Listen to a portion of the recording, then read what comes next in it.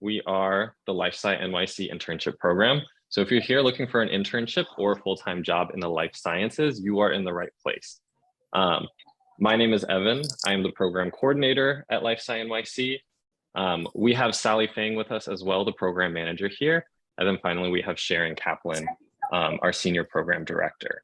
So we are the three just really responsible for working with students as they go through this program and kind of supporting you as you start applying to internships and jobs that we are offering. Yeah, so a bit about the program. LifeSci NYC, I think there's gonna be a, LifeSci NYC started about 10 years ago as part of the New York City EDC's mission to start funding the life science industry and grow that in New York City. So it kind of started with Bill de Blasio, I believe 10 years ago.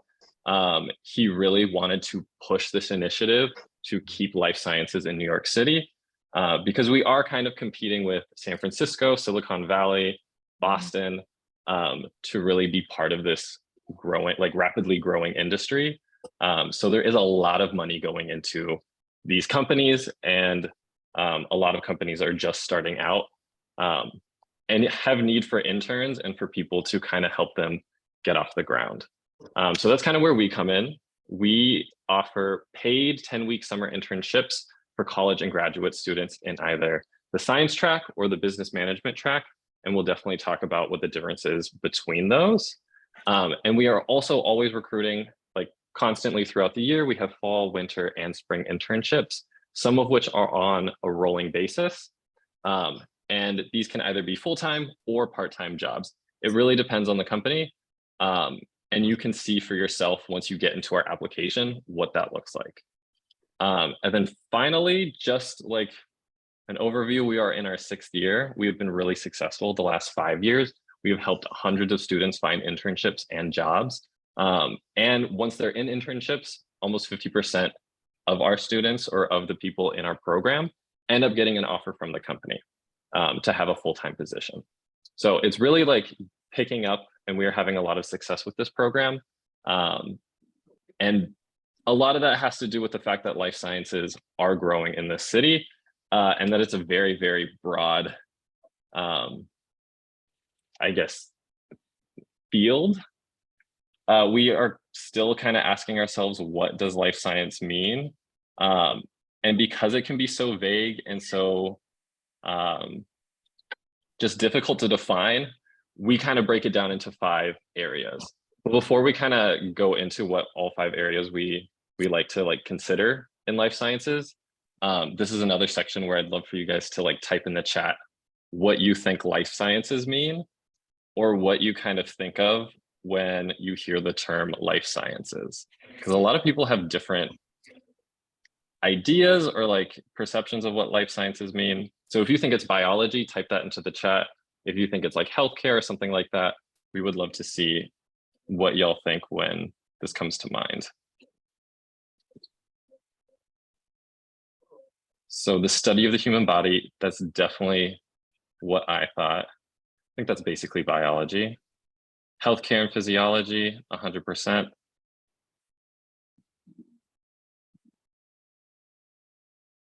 Agriculture, environmental science. There are no wrong answers. Study of human behavior. Yes, overview of life on Earth. That's beautiful.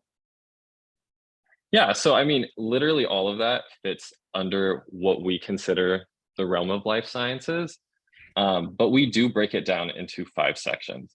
The first we consider pharmaceuticals, so anything in the pharmaceutical industry, prescription drugs, things like that, and advancements in that field.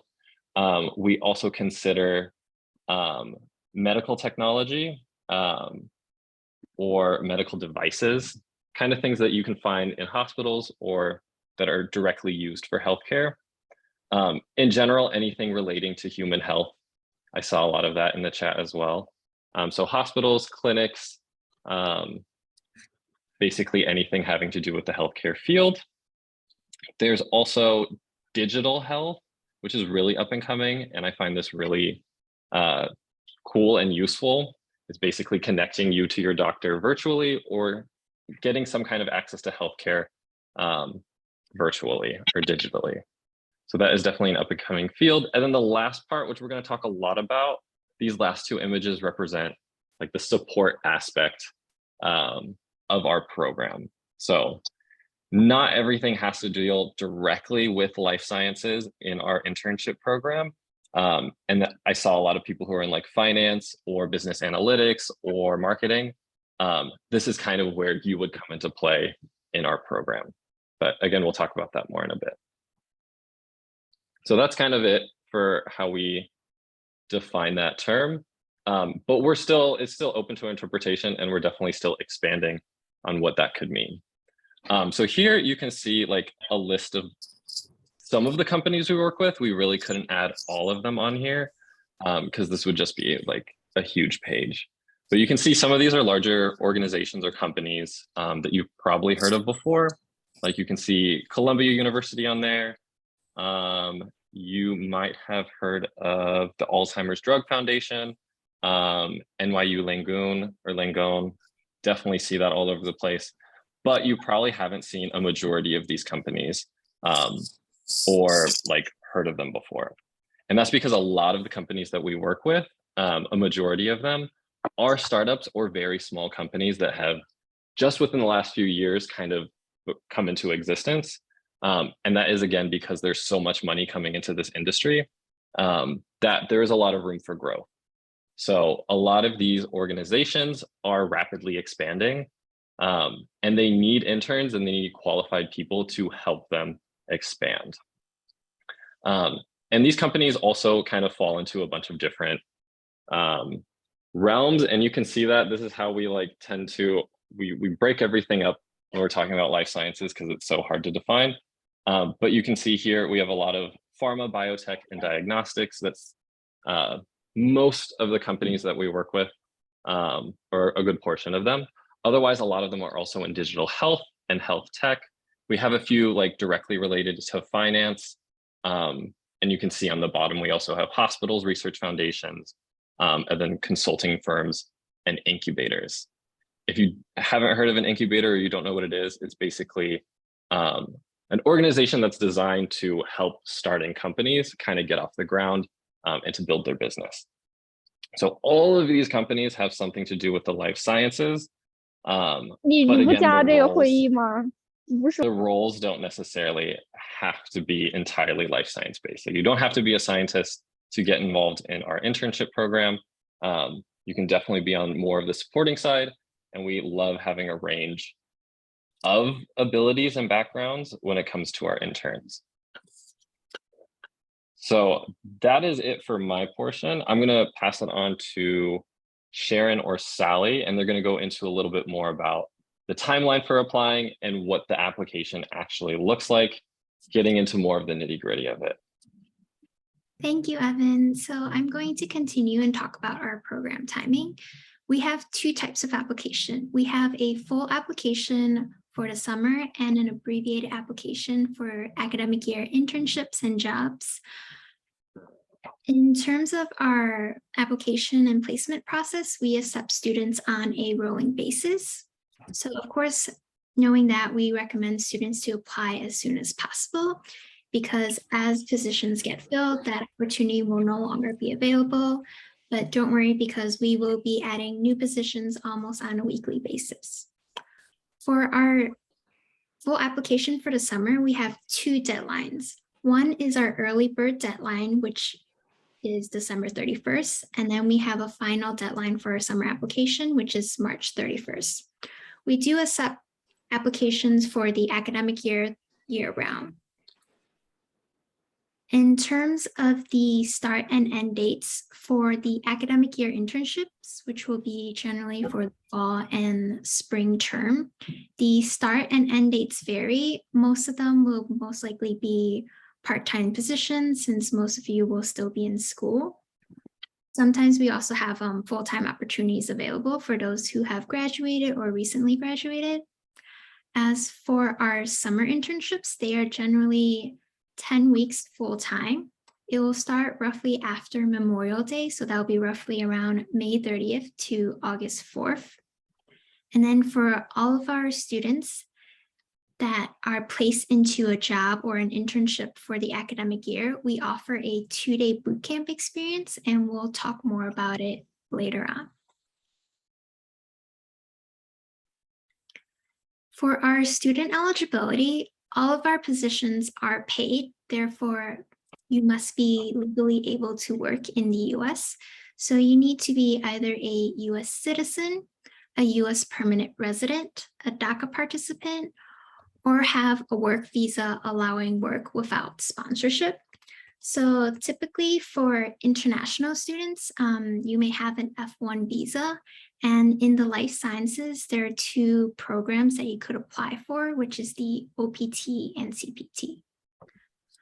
Another criteria is that you must be enrolled in a college or university in New York City, or be a New York City resident enrolled anywhere else. And this is because we are a city-funded program. We also accept recent graduates, so from spring 2021 or later, are also eligible to apply. And we have positions available for both undergrad and graduate students. We do have a 3.0 GPA requirement. However, if your GPA is below 3.0, we allow you to explain your circumstances in your application. We break down our positions off of a science track and a management track. So for our science track, it includes a lot of the traditional areas of the science. So that could include biology, chemistry, biochemistry, biomedical engineering, computer science, data science, statistics, as well as other life sciences field. As for the management track, it could I'm just going to mute. Oh, thank you. As for our management track, we accept students coming with a business background, marketing, finance, accounting, IT, public policy, and so forth. However, I do want to emphasize that we accept students of all majors, and you're more than welcome to apply to either the science track or the management track, or even both. Here are some sample internship positions. So for our science track, some of the roles may be bioinformatics analyst, biomedical research intern, chemical engineer, data science and bioinformatics intern, full stack developer, laboratory technician. One of our most popular roles is our research and development intern. We also have a lot of positions with software, so it could be software development or software engineering. As for our business track, we have positions such as administrative and marketing intern, business development intern, data analytics fellow, finance fellow, grants intern, and we always have a lot of marketing intern positions as well. So here is a scope of what it's like once you've been accepted to our program. For all of the applicants that have been placed into an internship or a job either during the academic year or during the summer, we invite them to attend our 2-day boot camp. And the boot camp is a really great experience where you get to meet your fellow interns who are working at all of the different companies that we shared with you earlier. You also get to hear about leaders in the field, and we have workshops focusing on topics such as networking or about the imposter syndrome, and we do a lot of hands-on activities together.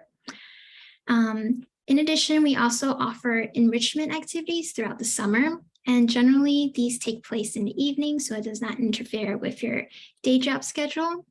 And that could include intern talks or site visits, as well as tours and career panels.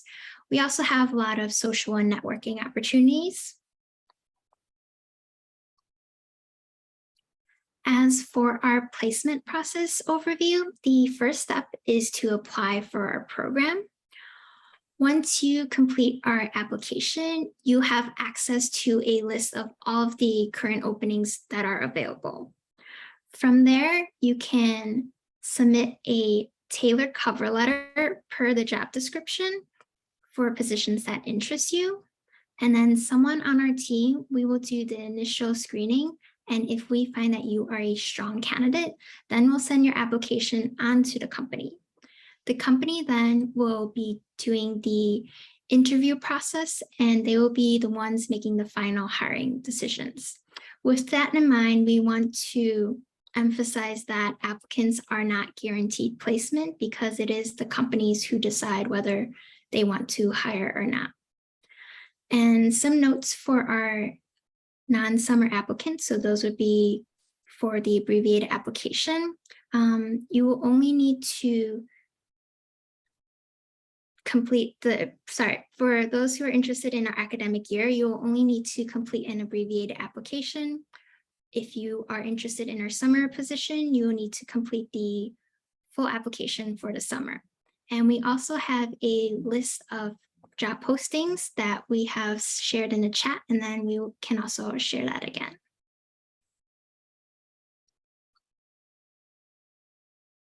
As for our placement process, for our summer applicants, we will be looking at a few things. We will be looking at your resume or your CV, as well as your personal statement. So in your personal statement, you can share your interests in our program and the type of work that you are interested in. We also ask you to upload an academic transcript, and unofficial transcript is okay.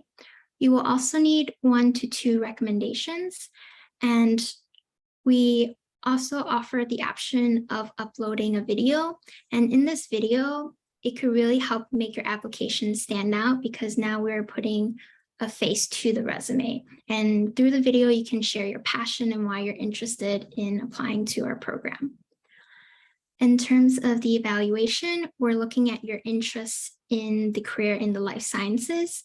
And once again, we just want to emphasize that all majors are welcome to apply. And because of that, we really want to make sure that you do have an interest in the life sciences field. We will also be looking at your personal and professional maturity and integrity, as well as any technical skills that you have or you have a desire to learn. For our non-summer roles, we will only be looking at your resume and your cover letter. And then I'm going to pass it on to Sharon. Thank you, Sally. So I'm going to talk a little bit about what it takes to submit a strong application to our program. The process is competitive. We do get a lot of applicants. So the stronger you can make your application, the better chance you have of landing a position through the process. So let's start we're mainly going to focus right now on some of the elements that are required for a summer application. Let's start by talking about the personal statement. So this is your chance to, number one, convey your communication skills, your writing skills by what you write here, but it's also a way to introduce yourself and why you're interested in the program in general, what kind of background you have and what kind of motivation you have to be a part of the program and work in some of these companies. So be specific and concrete. Discuss your experience and your qualifications, as well as what you would like to learn. You really want to demonstrate that your interest is genuine. So make sure that your personal statement is thoughtful and personal. It's a personal statement, so make it personal. Describe the type of work you might like to do, the type of place you might like to work. And you don't have to come up with one very narrow idea of what you'd like to do. In fact, we encourage you to be open to various kinds of possibilities. We know, for instance, that many biology majors who apply are most interested in working in a wet lab role doing R&D. Which is great, and you should definitely then state that if that's how you feel in your personal statement. However, it's good to also be open to other types of roles. For instance, sometimes a business development role is interested in having somebody who understands the science. So if you are open to maybe taking on a role like that, definitely mention that in your personal statement, and it will just provide more opportunities for you, as you will have shown an interest in a wider range of roles. And sometimes even not working in that hands-on science role, you can get a really great feel for the life sciences industry and start to understand the ecosystem better, and it can still serve you well no matter what kind of role you end up ultimately going into for your career. Make sure that you read the question very carefully and that you're answering all of the aspects of it that we put there. If you're vague and abstract, that's not going to serve you well at all. You heard about the optional video a couple minutes ago from Sally, and this is, as she said, an opportunity to make your application stand out. Because it's optional, not everybody submits a video. So anybody that does, it definitely shows that you made the extra effort and that you have extra interest in the program. It's also a great way to be able to show your passions in a way that maybe is harder to convey in writing. And it provides that extra dimension to your application that makes it more memorable. So if a hiring manager is flipping through pages and pages of resumes, they're spending maybe 1 minute on each one. If they've watched you speak in a video and seen the animation and excitement in your face when you talk about what you want to do in the life sciences, that is going to stick in their mind in a way that like just another resume that they looked at for 30 or 60 seconds will not. So it's definitely a great thing to do. It only should be 2 to 3 minutes long, and it does not require any really professional video abilities. You can use your phone or your laptop to film it. You know, whatever is easy for you. It's really more about what you say than how you film it. Emphasize your interest in the life sciences. This is regardless of what your major is. So if you are already a life sciences major, maybe be specific about the types of work in the life sciences that specifically interest you. But say you are you know, a communications student or a business student or a computer science student, talk about why you like to take those specialized skills that you have been developing in college or in graduate school and apply them to purpose in the life sciences.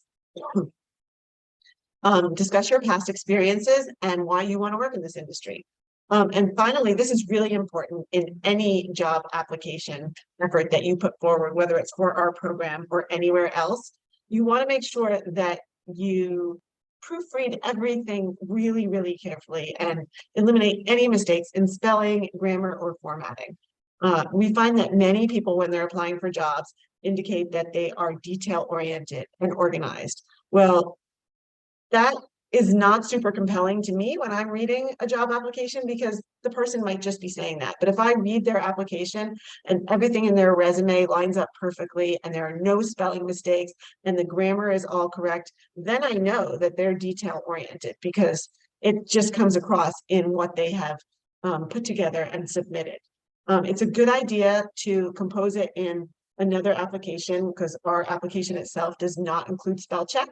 So maybe in Microsoft Word or in Google Docs, and make sure that that can catch any spelling mistakes. It's also a good idea to maybe ask somebody else to give it a quick read through to see if they notice anything that's unclear or misspelled.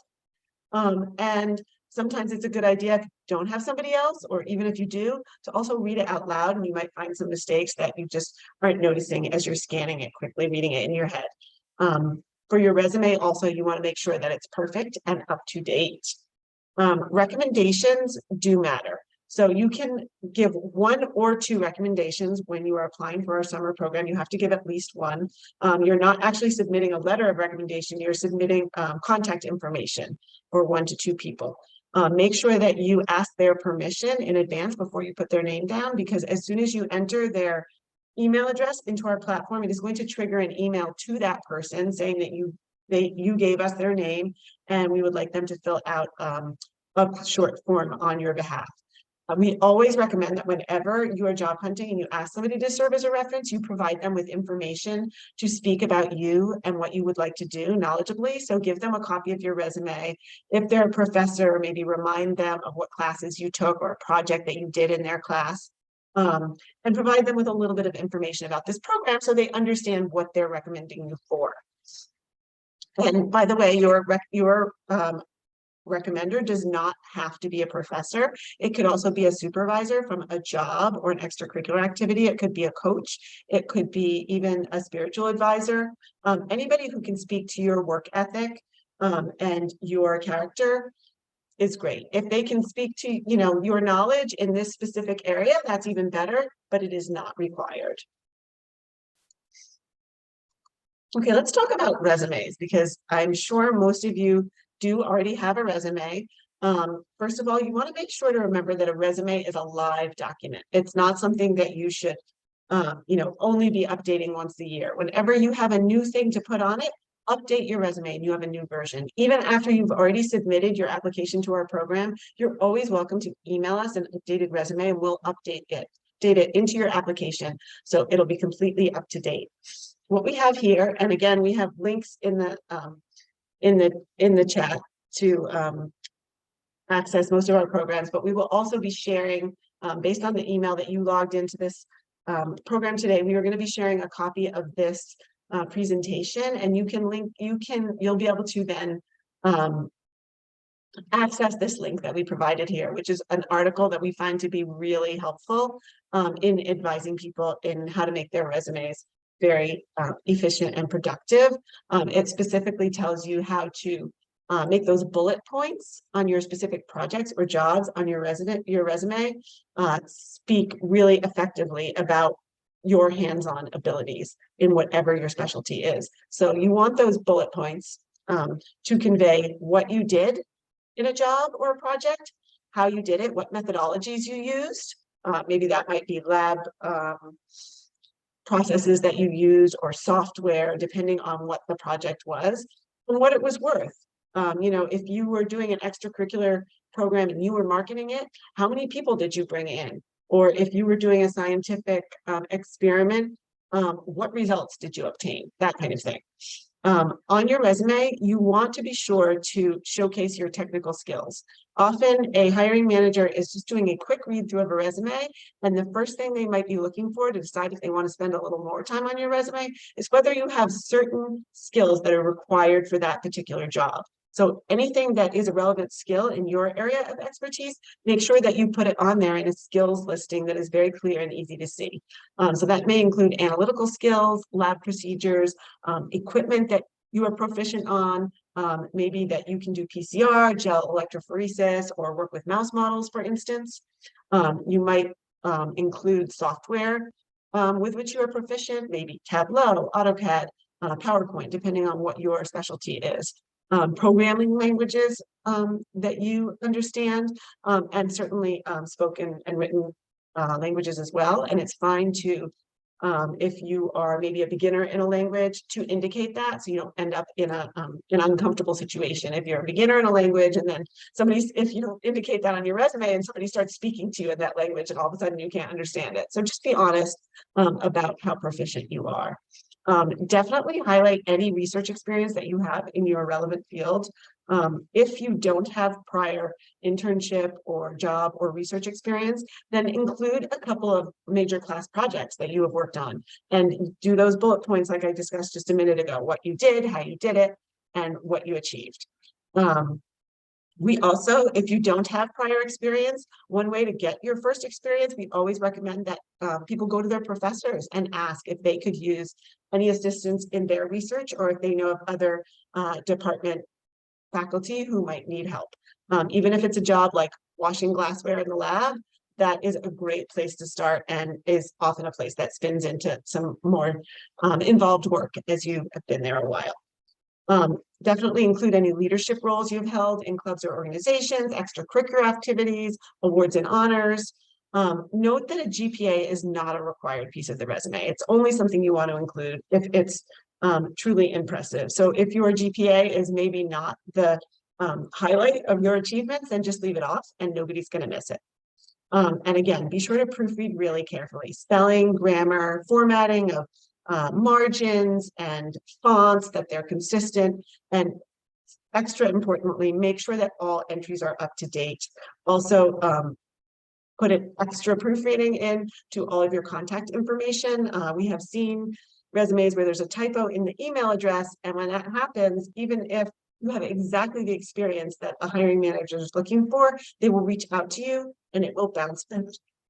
Make sure to stay on top of your spam folders and your texts to see if anything came in whenever you're job hunting, because sometimes those things will go to spam and you don't want to miss out on an amazing opportunity. Finally, the last piece in the application process is the cover letter. So we're going to break that down here. One thing that we see that is not a productive way to submit cover letters is when people either submit essentially the same cover letter for a number of different roles. And that is usually a giveaway that you don't have any particular interest in working for that particular company or in that type of role. Before you write the cover letter, make sure that you take a good look at the job description and everything that they're expecting. Also take a look at the company's website and any other information that you find about the company, because it just will allow you to make your cover letter more genuine about why you're interested in working at that company and why you're interested in the work that they do and their mission. The cover letter is an opportunity for you to offer examples of your particular experience and skills. If everybody could mute, that would be great. Where you can offer particular experience that is relevant to the duties that are described in the job description and the skills that they say are required. And it also gives you the chance to convey genuine interest in what the company does. So here's like a quick formula for writing a cover letter that's going to cover all these bases. So start by expressing your interest in the position and the company. Then introduce yourself, state your major, your academic year, the college that you attend. And then you get into some of the really individualized part. Emphasize how the company's mission is relevant to your career goals, interests, and passions. This shows that you've taken the time to do your research on the company and that you really are interested and that they can trust you with their precious work that they're so passionate about. Highlight your applicable skills and any research, internship, work experience, or projects that you've done that has been a time where you applied some of the skills that they would be looking for you to apply in this job. This would give them the confidence that you know how to apply these skills in a hands-on way. Finally, summarize why you're a good fit for the position, restate your interest, and thank them for their consideration. Always a good idea to include your contact information, even though it's on your resume, because it just makes it easier. They can find it wherever they look. Do not use a template that you've found online. We are familiar with a few of these and we always recognize them. So even if you're changing the name of the company and a couple little details, we recognize those templates. And I'm pretty sure that most of the hiring managers at the companies do too. So you want to make sure that you're showing that you can communicate and say what you want to say without copying it from something you found online. And finally, here are a whole bunch of links that will be helpful to you. Again, you don't need to copy these down now. We will be sending everybody in attendance today a copy of this presentation, so you'll be able to refer to those links then. But we have our website link here. We invite you to join our meetup group where we often share information about newly posted jobs, where we may share other events that are happening in the life sciences industry in New York City that may be of interest. And we also may be offering a few career panels or other events of interest to you. We have some additional upcoming info sessions coming up. I see that today's is actually listed on here, but just in case you got here late and you missed part of today's, or you want to recommend it to somebody else, we have those links here. We have office hours, which is where you can sign up to have a 10 to 15 minute one-on-one session with a member of our staff to either ask about the application, to go over perhaps a resume or a cover letter, to practice for an interview. Any way that we can be of help to you, you can sign up for that, and it's Zoom one-on-one. We again have a couple of YouTube links here where you can see a version of this presentation. The first half was our program overview, or the second half, characteristics of a strong application.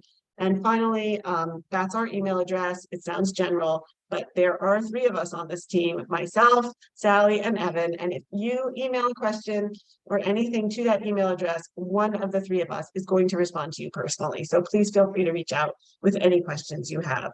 And with that, I want to move to the Q&A section. I believe we have a few questions that were put in the chat. And while Evan did answer those, I believe, I think they might be good questions that other people were thinking of too. So we'll answer those. And then once we've answered those, you are also welcome to post other questions in the chat or to raise your hand virtually and we will try to call you, or you maybe could just unmute yourself if nobody else is speaking. So I see that the first question was, could you pursue an internship that isn't necessarily in your major, but which you would like to explore? Do you want to take that one, Evan? Yeah, definitely. I think that was Angela.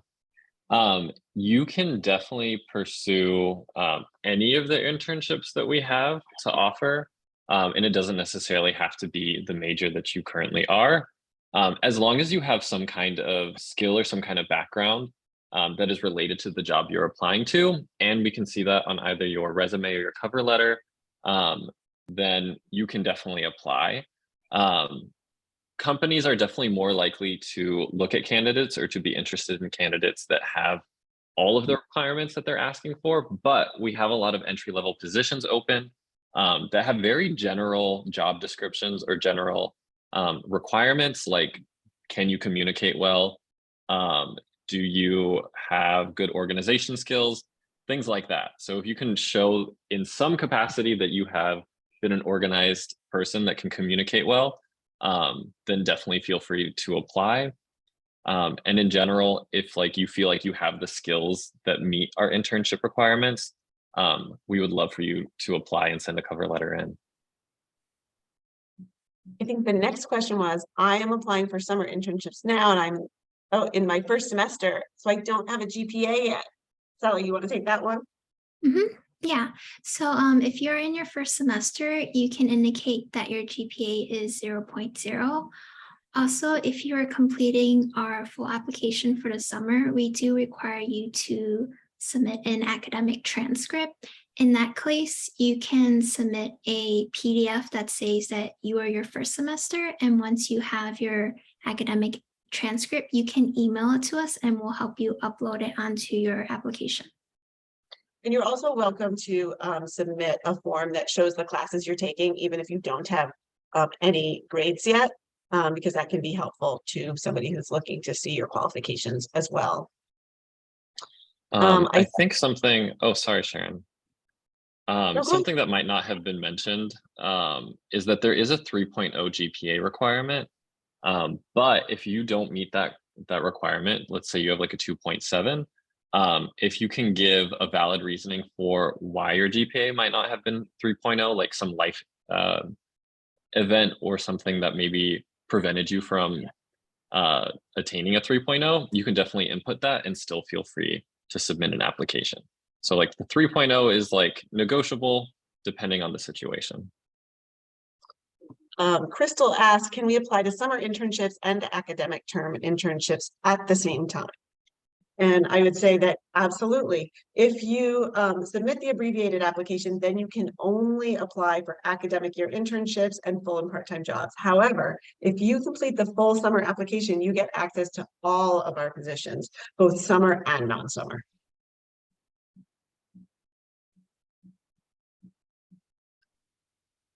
There's 3 questions that just came in. I can do the first one. Is it okay if I include the courses I have taken in my resume? I would say in general, yes, that is depending on the courses and depending on the position. That is a great thing to include, especially if the position is asking for like a very specific background or very specific requirements. If you can show maybe you've taken courses that are relating to that, it is definitely going to help you. For instance, if you're doing research or you're applying to a research position and you have taken courses that relate to that research, that is something really good to include in your resume. Yeah, we often do see the relevant coursework section, and it's a good idea just to choose the things that you think are most relevant to the things you're going to be applying for through our program. If you put too much, then people probably might not read it, but choose the things that are most relevant. Sally, somebody's asking, are summer 2023 applications open already? Yes, they are open. You can go right ahead and start applying today. And I see somebody asked, what if we meet the 3.0 requirement after we submitted the application? So again, I think you can go by what Evan just said. And if you ever want us to update your GPA on your application or any other part of it, just email us at internships@upperweststrategies.com and we can do an application update for you. Usually it's resumes, but if you want to update your GPA, that's fine too. Hi, so I have a question. Mm-hmm. You're not speaking, sorry. So I transferred, and so I won't have a GPA, but I want to know if I could use like my old college's unofficial or official transcript, if that would work. Sure. So just submit your most recent transcript, which will be from your prior college. And if you want to, mention that in the extenuating circumstances section of the application for GPA, just so people will understand, that's fine. Okay, thank you. You're welcome. I see we have a question for the recommendation letter. Will it be a full letter asked from references or more like an online form to fill out? Do you want to take that one, Sally? Yes. So when you submit a reference, you are just submitting the contact information, and then your reference will receive an email where they will fill an online form. And the online form, they'll just be talking about you. If they already have a letter written for you, we do have an additional comment section where they can copy and paste that into your recommendation. Yeah. And I see somebody wrote, I am a new master's student this semester. Would the transcript from my undergraduate institution add any value to my application since I don't have a transcript from my graduate program?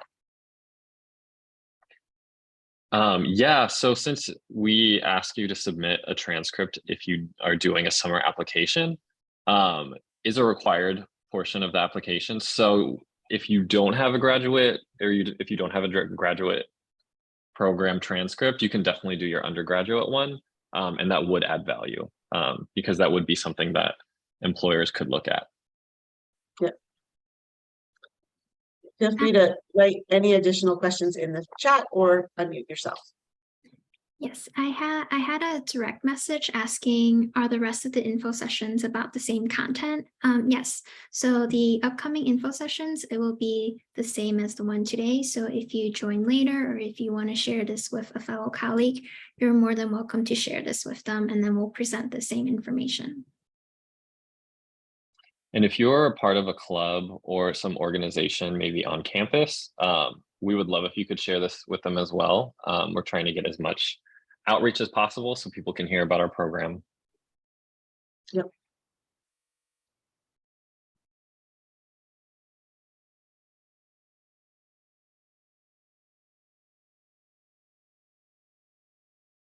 We're happy to take any questions about the application process or about the types of opportunities that we offer, or the way the selection process happens. Any area we're happy to answer.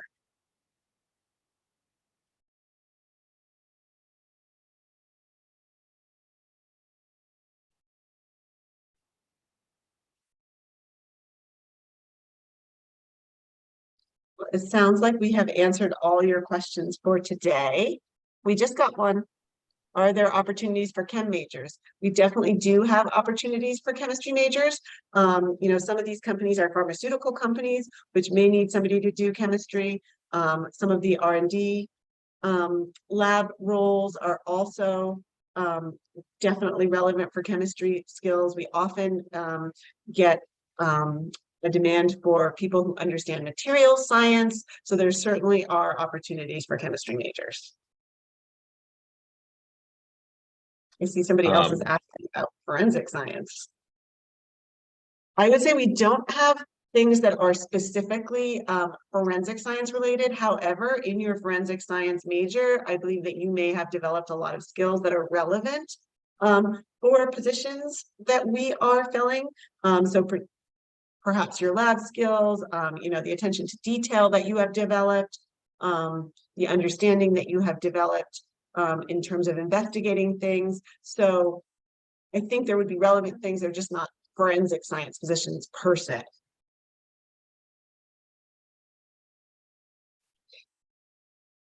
And thank you to the person who said that they'll share this information with their Graduate Student Association Club.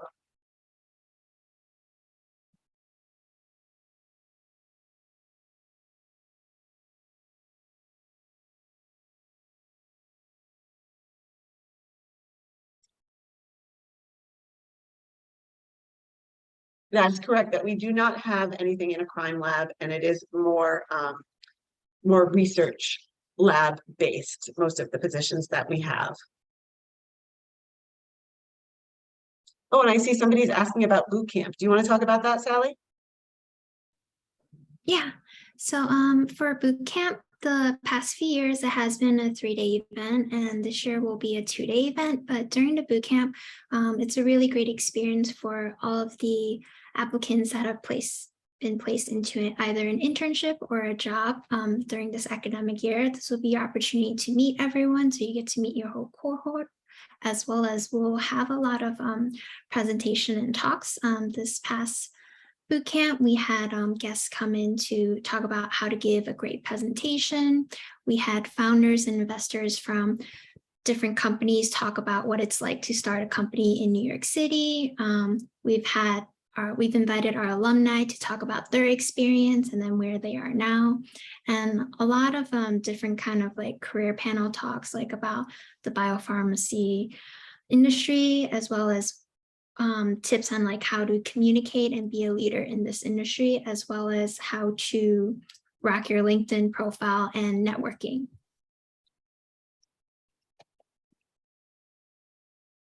Evan, do you want to take them into the next one? Yeah, so is pay determined by whichever employer chooses us, or is it set by LifeSci NYC? So it's a little bit of both. All internships are paid, and they are paid at least minimum wage. So that is kind of like the baseline, $15 an hour, but depending on the company, you may get paid more. They may add in benefits. It really depends, and you can see that in the job descriptions. But again, everything is paid. We don't partner with any companies that don't pay their employees. I see somebody asked if there's anything in the finance field of analytics. We do have few finance positions, and some of them may involve analytics. Often it is sort of, the finance positions are often sort of in an investment context. So maybe a firm that advises investors in biotech, or helps firms raise money. So they're doing kind of market research to raise money. Sometimes accounting, it's a variety of finance things. And we definitely do have a number of analytics positions that are sometimes finance and often actually on the science side as well for analytics. And we will, by the way, be sharing this slide deck with everybody who registered for the presentation today.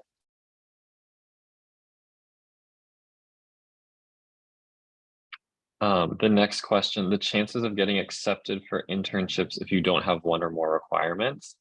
I think Sally probably knows this answer the best. We do recommend you to go through our job portal and read through the job description. If you feel that you meet most of the requirements, we recommend that you apply for the position. If you feel that there are certain skills that you want to work on, viewing the job description is a really great way to kind of get a sense of what companies are seeking in their candidates, so that you could continue, whether in your studies or your extracurricular, work towards obtaining that skill set to make you an even stronger candidate once you begin applying. And we do actually work with a few organizations that are particularly interested in working with students who are just getting their start and don't really have any past experience. So that may not be the majority of the opportunities, but there definitely are a few organizations we work with that really want to give people their first experience in science. So you can look for those while also, you know, benefiting from reading the other descriptions as Sally just described. I see somebody asked, when will applicants hear back about summer intern decisions? So that ranges, because we're working with so many different companies. Each one is hiring on its own schedule. So there may be a few that start their summer internship search in the fall and may even make their selections in the fall. Others, it will start to really intensify in winter and early spring, when we have a lot of companies beginning to do their summer internship search. But there are even some who, you know, drag things out longer, or maybe don't even start until spring. So it is really a rolling process. But the earlier that you put in your application, the better you can ensure that you are exposed to every opportunity we offer, so you don't miss any of the early ones. You give yourself more chances to be hired. And to add on to Sharon, once you submit your application, you'll be on our mailing list, and then Sharon generally sends weekly emails about new positions that get listed. Yeah, so we'll give you a heads up. If my application gets sent to the employers, but eventually gets rejected, would you send it to other employers that add positions later on during the application season? You want to answer that, Evan? Yeah, Sally, could you answer that? I feel like I don't know if I can answer like fully or very accurately. Sorry. Yeah, of course. So your application, once you submit a cover letter, if we find that you're a strong applicant, we'll send your full application to the company. You can submit as many cover letters as you like. If you are not selected by one company, you might still have a chance with another company. That decision won't impact your other cover letters. The one thing we do ask is that if you get offered a position and you accept it, that you let the other employers that are currently considering you know. If you've already been invited, say, for an interview, if you let those employers know that you have accepted another position and are no longer available, that's just the professional thing to do. And also, if you let us know, we can also help notify other employers that are currently considering you. But we don't want you to accept a position and then if you accept a position, you should have the intention to follow through with it and not keep looking for something that maybe you think is even better. And for that last question, what about psychology? I'm assuming you're asking if there are like internships relating to psychology. And there aren't too many directly relating to the field of psychology, but there are a lot of mental health internships that we offer that could potentially be something that a psychology major has the background or experience for. There are also marketing and communication roles that, again, psychologists might have the background for, especially if they can kind of get in the minds of a target audience or think about how an audience might react to something. You can definitely like spin that or kind of use that to your advantage when you are applying to those roles. So it depends, and it depends on your background. Yes, we have placed quite a number of psychology majors in the past, so we do encourage you to apply. And I think that wraps up our presentation for today. Please feel free to reach out to us via email if any other questions come up for you. Again, we will be following up with a copy of this presentation and relevant links, and we really look forward to reading applications from all of you and hopefully placing many of you into internships. Thank you again for joining us. Thank you. Bye. Thanks, everyone. We appreciate you coming. Bye. Thank you for everything. Bye. Have a good one. Have a good night, everyone.